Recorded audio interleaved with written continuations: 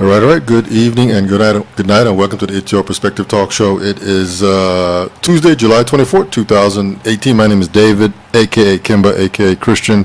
Bingy Soup is on special assignment and will be back soon. I just want to say real quick that this is the It's Your Perspective Talk Show every Tuesday, Wednesday, Thursday, 8 p.m. until. We do have a telephone number. Actually, it's not working tonight, but you can surely text us on that number. Reach us via text tonight only at 340-201-9005.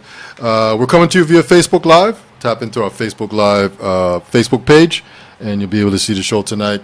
What else we got? We're on streaming live from the VI.com radio. Tune into that via the TuneIn app. Search for streaming live from the VI.com radio. You'll pick up the stream tonight, and after the show, we'll just continue on with some great overnight music, R&B, hip-hop, jazz, gospel. Who knows? We'll get our guest tonight to even maybe record a piece of poetry that we can put on the radio station that will play randomly throughout the day and night for sure, man. What else we got here? Want to give a quick shout out to CHS class of 1982. Big ups to that crowd. We're on Twitter. Link us up at VI Perspective. Tweet with us there. I want to give a quick shout out to our sponsors, Maggie's Party Decor and Supersonic Computer Services. Thanks for continuing to support us from day one, way back in the day. And as we roll on here, man, we do have a special guest in the studio tonight. His name is Geron Richards. Let me put him up on the screen there. Wave to the crowd. You're coming through live right now. What's up, brother, man? You safe? Hey, all right. You all right, man? Thanks for coming through, man. We wanted to get you on the show. I guess one of the main reasons is that you got a book now of poetry. But before we get to that, tell us. This is my first time meeting you, so tell us a little bit about your background, your humble beginnings, and how you kind of got to this point. And then we'll just get into the book a little bit. Okay. Well, my name is Geron Richards. Just published a book of poetry, my first book, titled Roots of the Baobab. I also just recently graduated from UVI. Okay. Got my Bachelor of Arts. I basically got into writing, I would say, when I entered UVI. Okay. It always came naturally to me, but it's not something that I really undertook seriously until I got kind of older. Okay. So even like in high school and junior high, you were just writing some stuff? Was that kind of how it went down? Well, not really poetry. Okay. When I got older was when I started reflecting more on myself and my growth and whatnot. Okay. So poetry really came a way to express myself. Okay. Okay. What were you so you said this all happened in UVI. And so it was just a way for you to just sort of write down how you were feeling about becoming a man, and then I guess the stuff that was happening in the world itself. Yeah, especially in different places where people are being exploited. Okay. I feel like I could use some of my talent to stand up for those people. Okay. And then so you graduate high school here? Yeah, I went to St.Croix Educational Complex. Okay. And even in those days, there was no inkling of wanting to be a poet. I never imagined myself being a writer. Oh, really? Okay. No. Okay. So what was the defining moment? I mean, what brought that on that you wanted to all of a sudden start writing? I took up a class at UVI. And it was fiction writing. Okay. And my teacher asked me to do a poem. Mm-hmm. And I did it, and she said it's really nice and I should think about doing poetry more often. Oh, really? Okay. And then also there was this night, Kim Jerome sponsored an event at Botanical Gardens. Yes, I know Kim. Shout out to Kim.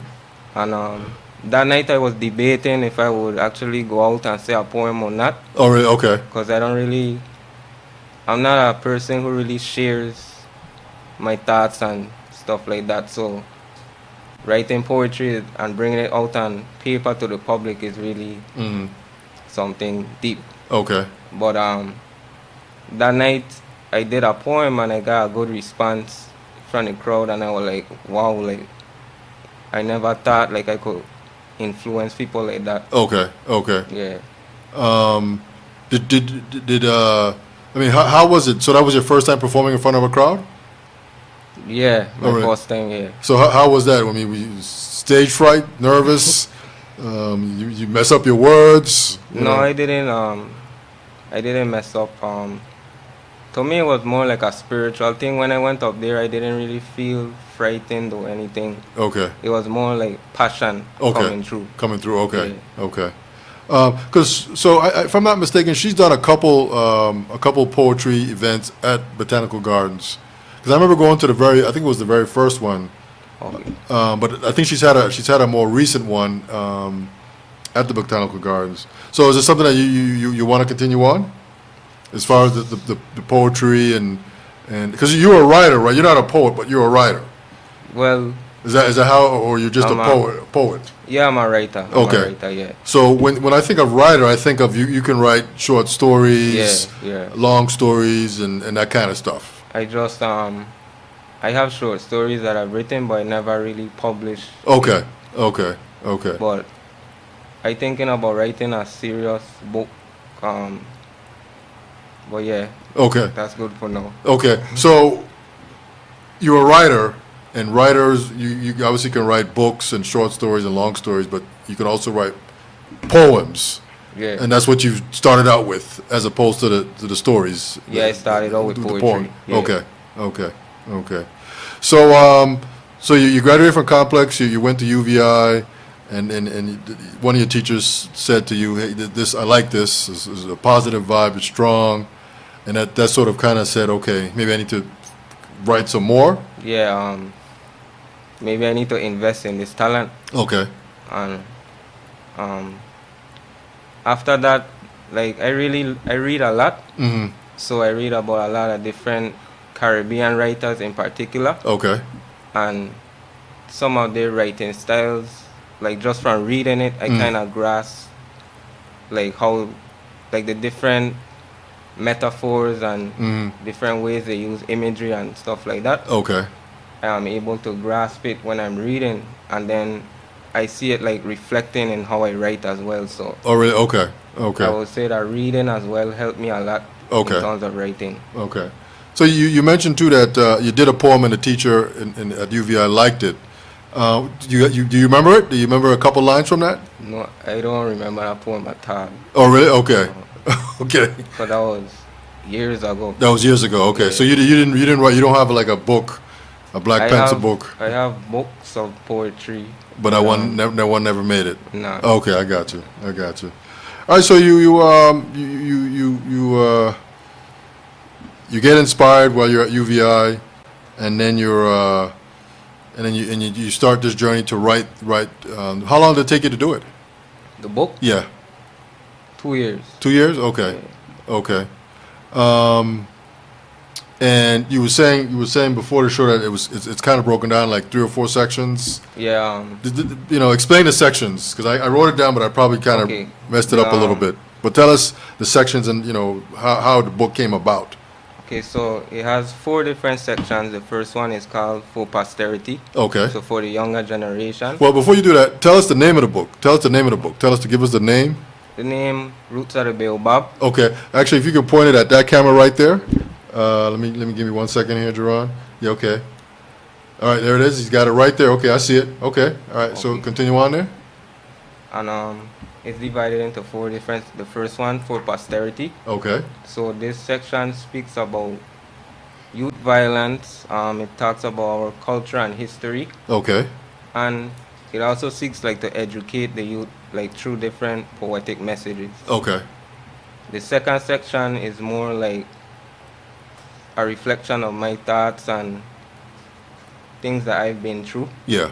The third section is more back to our history, because I talk about Ndongo, which was an African Crucian settlement out in the hills. Yes.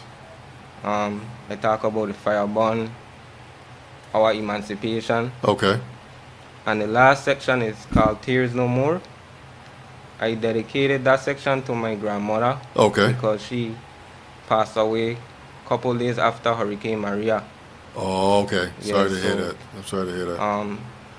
but within each of the poems in that section, it has Mm. like a reference like to suffering, Okay. like people crying, and especially for people in poverty and different places where they being treated Okay. unequally. Okay. Yeah. Okay.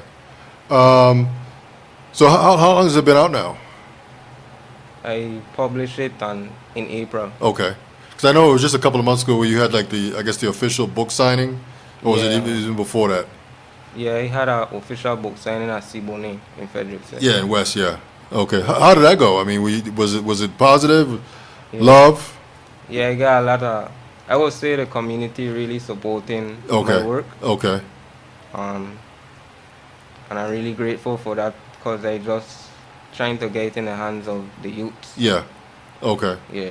Well, let's get into a little bit of the poetry.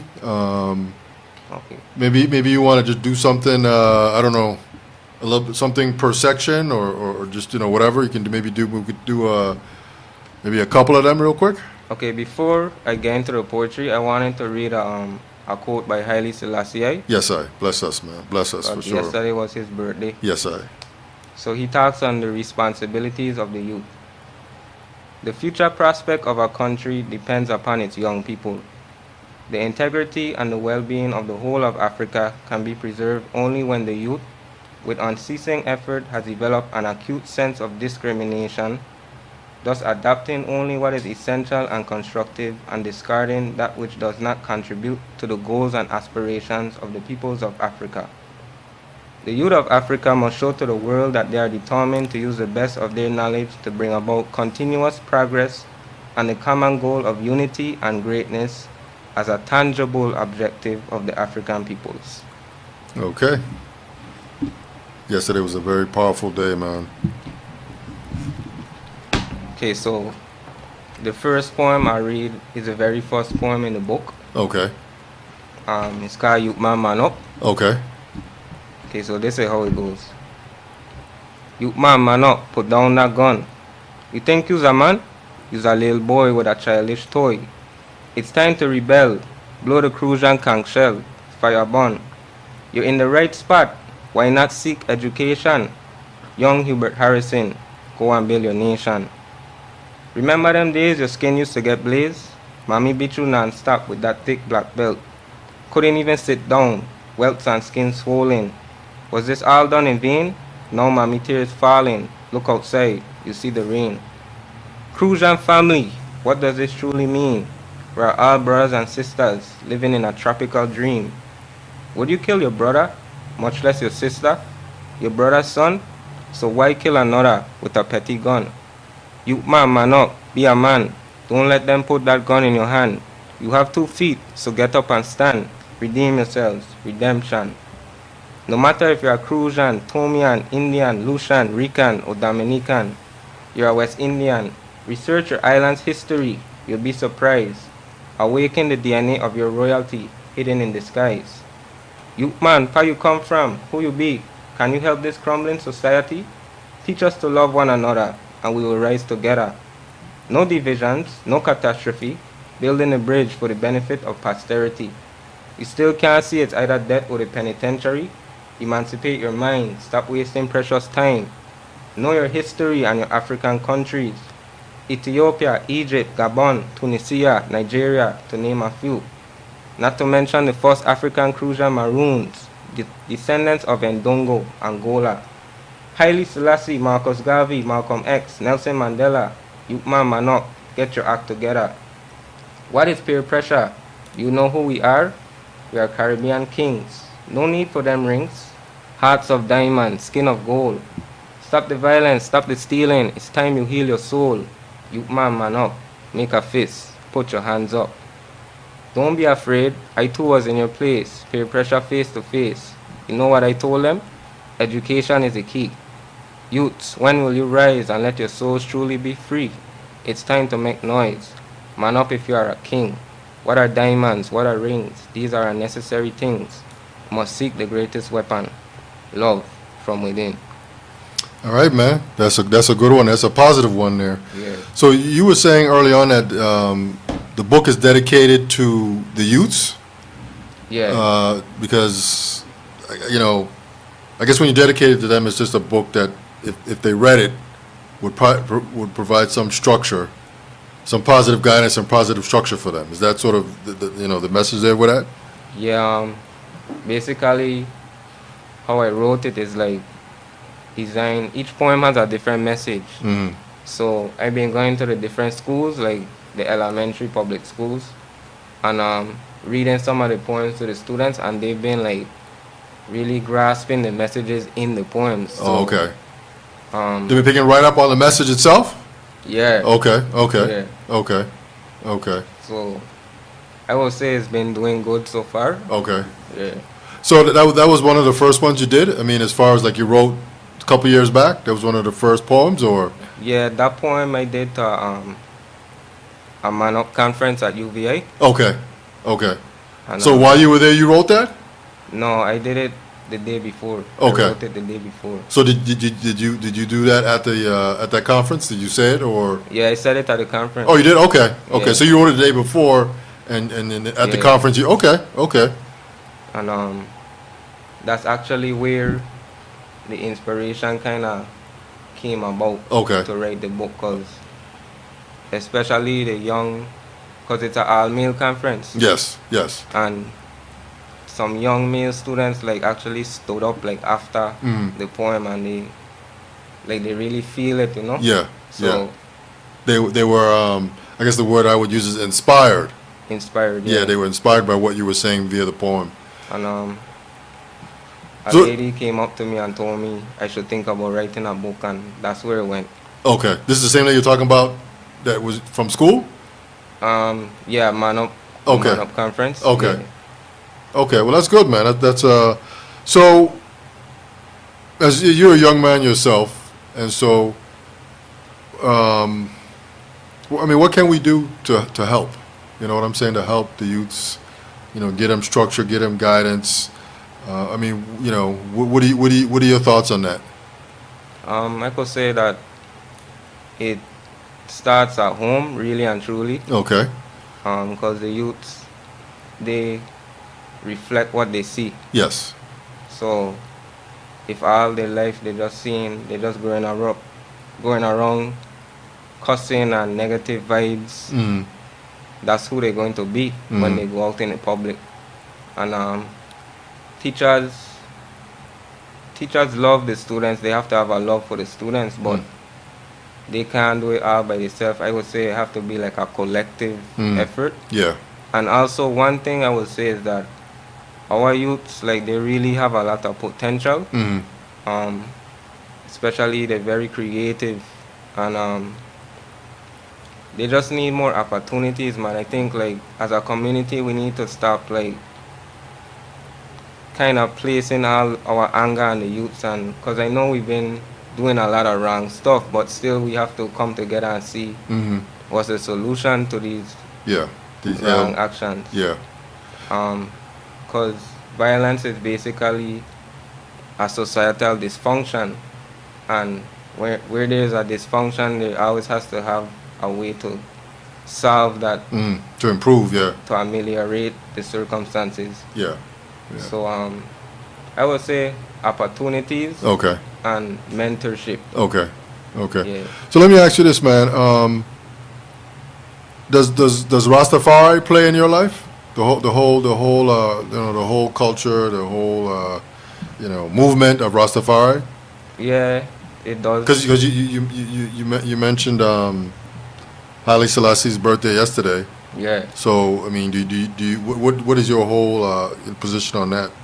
Well, Does it play in your life as a guidance? yeah, Rastafari is a spiritual way of life that I am connected to. Mm. I read a lot of Haile Selassie's words, especially what he did for the country of Ethiopia, and not only Ethiopia but the entire Africa. Yeah, African country. Yeah. Especially his thoughts towards modernization and education. Okay. He placed special emphasis on educating the youth, and that's an example that I follow. Mm-hmm. And also he speaks about being a service, being a servant to mankind. Yes. So I feel like my works that I do, I'm basically serving the Creator, because Okay. He gave me a talent, Mm-hmm. and I have to give it back to the world. That's my gift back to Him. Okay. So if I don't do that, I'm abusing the gifts that He gave me. Yes. Okay. So yeah, Rastafari means a lot to me. Okay. And it comes across in your writings in the book too, I would imagine, right? Yeah, some poems kind of speak about Rastafari, and I could read one poem that kind of touches on it a little bit. Yeah, for sure, man.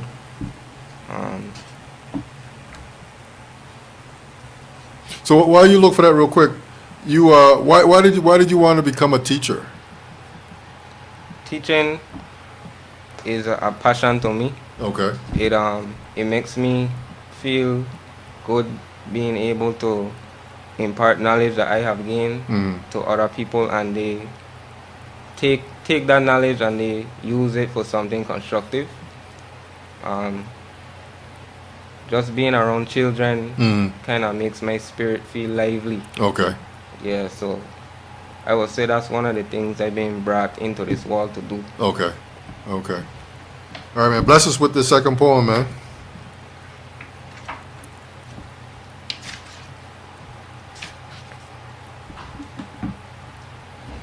Okay, before I read the poem, there was this term that Frantz Fanon, who was from the Caribbean, and he spoke about cognitive dissonance. Okay.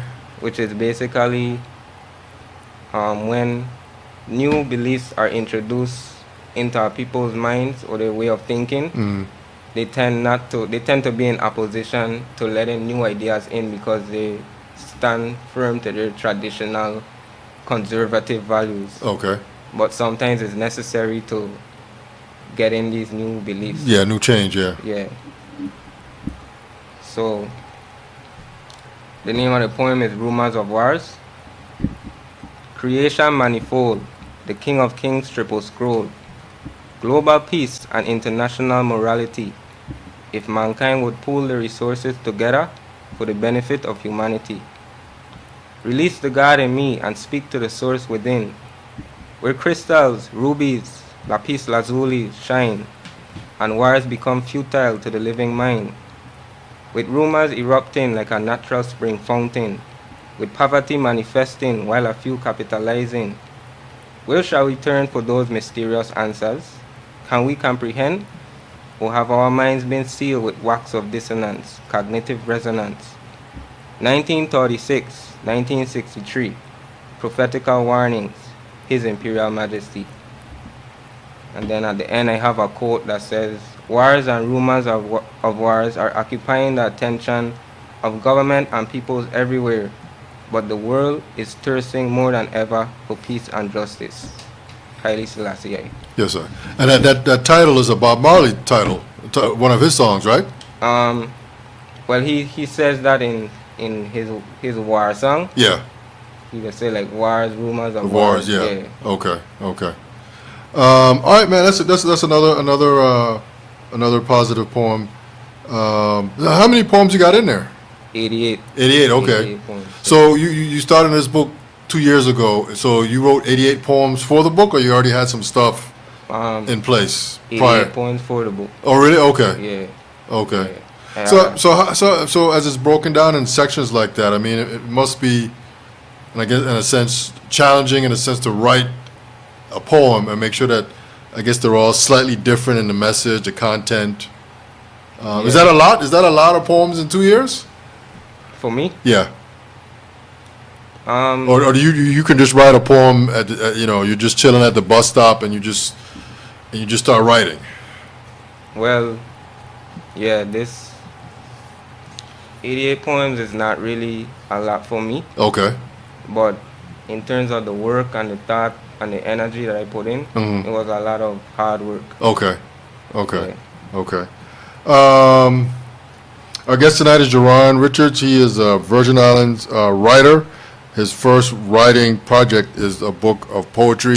It's called what now? It's called Roots of the Baobab. Roots of the Baobab. Yeah. And it's in paperback and hardcover, right? Or just hardcover? Paperback and hardcover. Okay. And it's on Amazon too, right?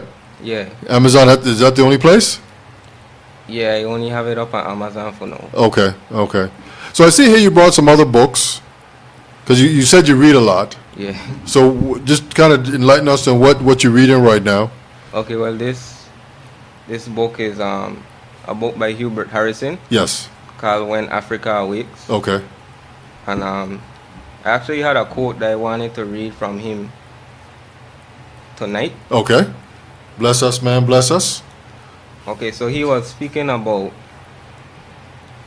people of African descent trying to learn about the ways of life of the people in Africa, because that's really where our roots are. So he said, let us American Negroes go to Africa, live among the natives, and learn what they have to teach us, for they have much to teach us. Let us go there, not in the coastlands, but in the interior, in Nigeria and Nyasa land. Let us study engineering and physics, chemistry and commerce, agriculture and industry. Let us learn more of nitrates, of copper, rubber, and electricity. So we will know why Belgium, France, England, and Germany want to be in Africa. Let us begin by studying the scientific works of the African explorers and stop reading and believing the silly slush which ignorant missionaries put into our heads about the alleged degradation of our people in Africa. Let us learn to know Africa and Africans so well that every educated Negro will be able at a glance to put his hand on the map of Africa and tell where to find the Jolofs, the Equais, the Mandingos, the Yorubas, the Bechunas, the Basutos, and can tell something of their marriage customs, their property laws, their agriculture, and systems of worship. And then he says, indeed, it would be well now for us to establish friendly relations and correspondence with our brothers at home, for we don't know enough about them. Yes, sir. Bless up. Thanks for that, man. And then the other book you got there, I know that book because that's the book that Soup has. Yeah. That's the book that he reads from. Yeah. Selected Speeches from His Majesty. That's definitely the book. And you mentioned that you've heard him when he comes here. He's refreshing and reading, and then he does it right on the show for us. So bless up for that. So bless us real quick with another poem that you can share. Our guest tonight is Geron Richards. He's a local Virgin writer. His first written project is a book of poems. This book you can get on Amazon, hardcover or soft cover. No, on Amazon you could get the soft cover and the Kindle. On the Kindle, okay. I sell the hardcovers personally. Okay. So link him up on the street. You get the hardcover. On Amazon, you get the soft cover, and I guess the Kindle version you can just download, and then you can just yeah, the Kindle you still read, right? It's not audio. You still have to read it from your screen. Yeah. Okay, I got you. I'm gonna get the audio up soon. Okay. Yeah, a lot of people like those audio books. It's like to put them in the car, and while you're cruising, you can just hear a story or fiction, non-fiction kind of thing or whatever. So this poem I will read. It's called Bambula, the Crucian Dancer. Okay. This one reflects our history, Bambula, the African dance. Drums of Africa pulse through these veins, flowing like River Nile, dripping in the rhythm of a growing child. Beat the drums and move your feet. Dance, Mokojombi in the streets. Rhythms of West Africa, Ghana, Nigeria, become so easy to me. Ancestors dancing, grooving, drumming, all inside of me. Beat the talking drum, dance and have some fun. You still sitting down? Move your feet. Rebel in Freedom City streets. Don't stop, let it repeat. Africa, Africa. Still in check the Crucian dancer. They took away the drums, but I brought them back. They told me not to enter, but it was them or my ancestor.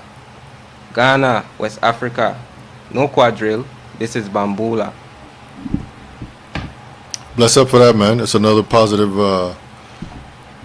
Bless us again with another one. Okay. Share the word. Inspire. Should I do one that's more lengthy? Whatever you think is best. With something. It's all uplifting. It's all positive. But just one more would be good. Okay.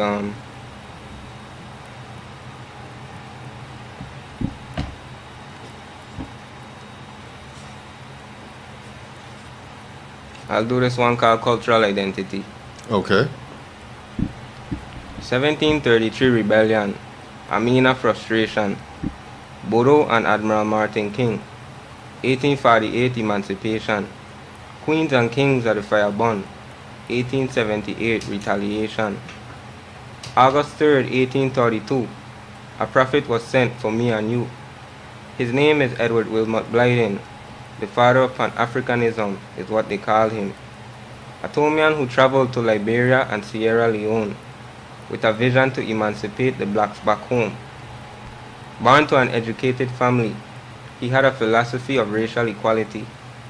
Later became an educator and author, once the editor of the Liberia Herald. Held positions in Liberian leadership. A black man in the field of politics, regarded highly in all West Africa. We should be proud. We should be proud of our ancestor. And this man was truly great. Born in the year 1858. Adolf Ding Sixto, the man from Puerto Rico. A political visionary, he had a plan to redeem Rock City. Lover of the fine art, as he spoke fluently Spanish, French, German, Papiamento, and Portuguese. Black intellect of the West Indies. April 27, 1883. Born in the then Danish West Indies. The black historian Hubert Harrison. Natural born rebellious Crujan. Author, lecturer, black political social organizer. 1900 he moved to New York City. Witnessed firsthand the struggle to be free. Became acquainted with black politics. He knew their tricks and social fabrics. 1920 he worked with Jamaican band Marcus Garvey. Black brilliancy, Caribbean Sea. Is this not a part of black history? So yeah, the poem continues, but I'll stop there for now. Okay. Yeah. All right, man. Another positive vibe, man. So our guest tonight is Geron Richards. He's a local Virgin Islands writer. His first project is a book of poems, and the name of the book is called Roots of the Baobab. Okay, man. And he said it's available via the hardcover. You catch him on the street, you get the hardcover. And if you go to Amazon, you get the soft cover, and you can also download the Kindle version and just read it from there. So anything you want to share? Anything you want to share in closing here about yourself? About any upcoming projects? You writing another book of poetry, working on a screenplay. What you got coming up? I don't want to reveal. Nothing yet. But I always working on something. Okay. For the community. Okay. Yeah. Okay. All right. So the book is out. The book of poems is out. Go check it out for sure, man. Share with our listeners too. How they can get a hold of you? Social media, telephone number, whatever you put out. Okay, they could get a hold of me on social media. I have a page, Geron Richards. Okay. And also, if you want, I'm getting some more books in a couple weeks. Okay. So anybody who would like to get one personally, they could get my email. Okay. grich35@gmail.com. Okay. So that's grich35@gmail.com. Okay. And that's his email address. If he's going to have some more books in a couple of weeks, hit him up, and he'll link you back. And I guess he'll meet you somewhere or ship it or whatever he's got to do to get it out there. How much is the book? I sell hardcover for $20 and the soft for $15. Okay. All right, man. So our guest tonight is Geron Richards. He's a local Virgin Islands writer. His first project is a book of poems. Very talented brother. working hard, and if I could say, again too, that you're going to be teaching here soon, and you're on a mission too, Yeah. to distill, to show the youth, a different way, a better way, a more positive way, So I definitely want to applaud you for that. That's always a yeoman's job. For me, it's you've been blessed and inspired yourself to do this kind of thing. Because you don't have to. You can just take care of yourself and worry about yourself. But to worry about other kids and want to make sure that they're on the right path, or get them on the right path, is a very honorable thing. So bless up for that, man. So what else you want to share real quick? I'll share one more poem with the audience. Okay. Because sometimes we go through like depressing moments in life. Okay. So it's kind of like to uplift you. Okay. The name of the poem is Tipi. Like an Indian tipi. Yes. Okay. Yes. There will be times in life where it all seems wrong.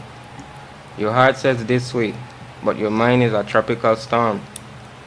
Adversity clings in, 100 miles per hour trade winds within. Blowing, shaking, trembling, a fragile soul. And it's hard for you to cope, for you've lost all faith and hope.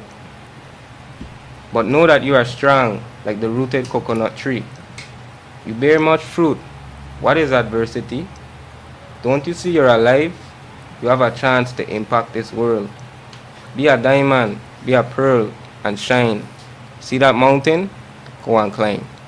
Give thanks. Geron Richards is our guest tonight. Thanks for coming to the studio and blessing us with many poems, positive. Much success to you, man. I just want to say real quick that this is the It's Your Perspective talk show every Tuesday, Wednesday, Thursday, 8 p.m. until. We'll be back next week. We'll be back on Thursday. Hopefully, we got another guest lined up. Check us out on our Facebook page, It's Your Perspective Talk Show. Also like us, our page as well, streaming live from the VI.com radio. On that note, we're out. Guys, have a great evening and be safe. Peace. Father God, thanks for waking me up this morning. Enough bless and guidance. And I'm seeing, let me keep positive vibes around me all the time. You don't know. As I walk in progress, but still enough love and respect all the time. Amen. Right about now. Jaja still work on me. Father God still work on me. I me say Jaja please work on me.